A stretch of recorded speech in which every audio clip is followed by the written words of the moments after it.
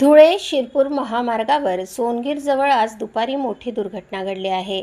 Babale MIDC जवळ नवीन car घेऊन जाणाऱ्या कंटेनरला अचानक भीषण आग लागली। दुपारी 4:30 वाजेच्या सुमारास ही घटना घडली। कंटेनर शिरपूरकडून धुळेच्या दिशेने जात असल्याची माहिती आहे। अचानक कंटेनरच्या केबिनमधून धूर निघू लागला। धोक्याची जाणीव होताच चालकाने कंटेनर रस्त्याच्या कडेला थांबवला।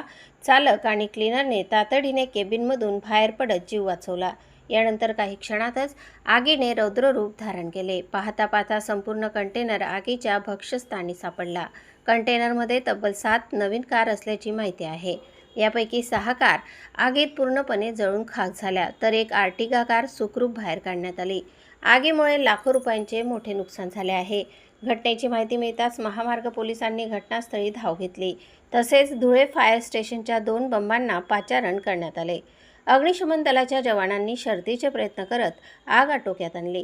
गोपाल माळी, राकेश माळी, अमोल सोनोने, योगेश मराठे, संतोष शिरसाट आणि किरण साळवी यांनी आग विझवण्यासाठी प्रयत्न केले। मात्र अग्निशमन दल घटनास्थळी पोहोचेपर्यंत 6 कार जळून खाक झाल्या होत्या। या आगीमुळे महामार्गावरील धुळ्याकडे जाणारी वाहतूक काही काळ विस्कळीत झाली। महामार्ग पोलिसांनी परिस्थिती नियंत्रणात आणत वाहतूक सुरळीत केली। प्राथमिक माहितीनुसार शॉर्ट सर्किटमुळे आग लागल्याचा संशय व्यक्त केला जात आहे। मात्र आगीचे नेमके कारण अद्याप स्पष्ट झालेले नाही। दरम्यान घटनेनंतर वाहन चालक घटनास्थळावरून निघून गेल्याची माहिती आहे।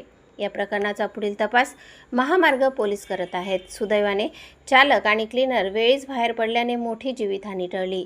मात्र नवीन कोऱ्या कार जळाल्याने वाहन मालकांचे मोठे आर्थिक नुकसान झाले आहे।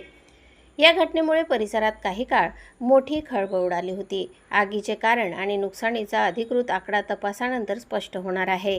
प्रतिनिधी रमजान पिंजारीसह स्वराज्य न्यूज धुळे।